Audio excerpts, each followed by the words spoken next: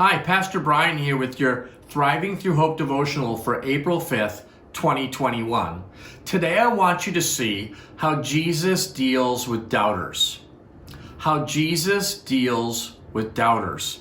Yesterday was Easter Sunday, one of my favorite holidays of the year. It's all about life, new life, resurrected life. Well, in John chapter 20, we can read about what took place after Jesus' resurrection from the dead. On that first Sunday night, Jesus appeared to his disciples, and the scripture says this: that Sunday evening, the disciples were meeting behind locked doors because they were afraid of the Jewish leaders. Suddenly, Jesus was standing there among them. "Peace be with you," he said. And as he spoke, he showed them the wounds in his hands and his side. They were filled with joy when they saw the Lord.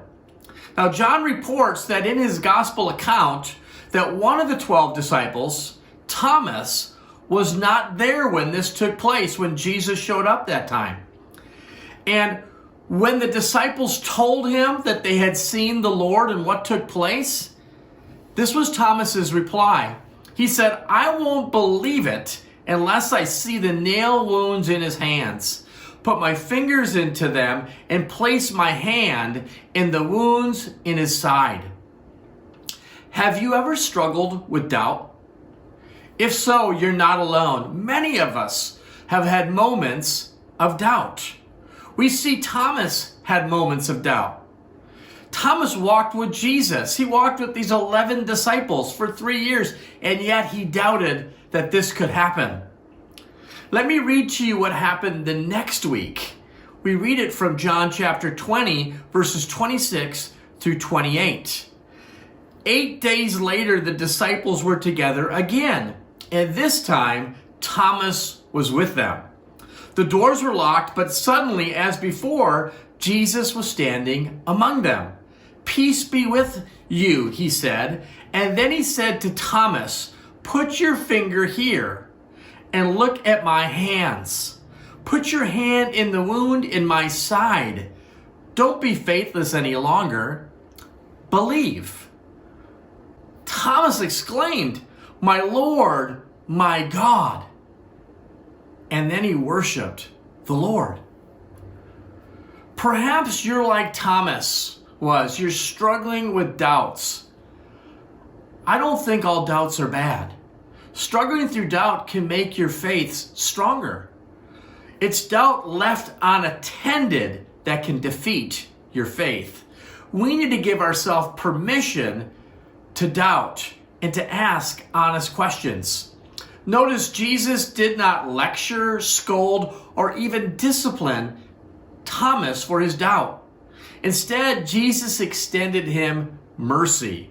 I want you to see how Jesus deals with doubters. First thing I want you to see is Jesus already knows about your doubt. Jesus realized what Thomas's week had been like, being the only one left out of that first experience. He heard what Thomas had demanded, and he knew what it would take for him to believe. This is important. Jesus knows your doubts. He realizes where you struggle in your faith. He sees when you doubt, and when you doubt things that you might hear in church or read in scripture. So admit it. Just say, "Lord, I'm having doubt. I'm struggling to believe. Lord, help me with my doubt." I believe God desires our honesty. In Proverbs 16:13, we read, "Kings take pleasure in honest lips." This is true of King Jesus. I believe if we honestly admit we're struggling with doubt and truly want to know God in spite of them, He will lead us to a place where we will be content with the answer. Here's the second thing I want you to know. Jesus welcomes honest skepticism. Admitting you are struggling with your faith is not a bad thing. He invited Thomas to look and to touch. Jesus can stand up to honest scrutiny. So don't hide your doubts. Let him know your questions and be willing to seek honest answers. In Deuteronomy chapter 4, verse 49, we're told, "But if you look for the Lord your God, you will find him whenever you search for him with all your heart and with all your soul." This tells us that that in our times of doubt, if we will search, if we will examine, if we'll seek for answers, we will find a deeper relationship and understanding of God, and our faith will mature. But we must accept that we're never going to fully understand God. Our relationship with him is still based on faith. If I could truly understand or explain him, then he's not truly God. And if God is small enough for me to completely understand, then he's too small for me to worship. Number 3, Jesus addresses our doubts with mercy. In Jude chapter 1, verse 22, the writer tells us this. He says, "Have mercy on those who doubt." This is exactly what Jesus did for Thomas. Jesus didn't scold Thomas for his doubting. No, Jesus simply said, "Don't be faithless any longer. Stop doubting. Believe." Unresolved doubt will defeat your faith, but resolved doubt will make your faith stronger. Jesus isn't upset by your doubt. Rather, he extends mercy when we doubt. After Thomas's encounter with the living Christ, he says this to Jesus, "My Lord, my God."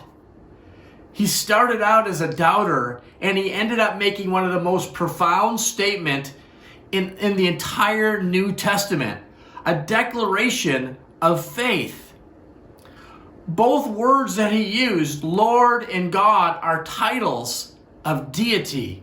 See, Thomas's confession of faith was a declaration of Jesus' authority, my Lord, and Jesus' deity, my God. And he's not simply declaring Jesus as Lord and God. No, he's saying he's my Lord, he's my God. As Jesus followers, we need to make this same declaration today and every day. Now go make it a great day.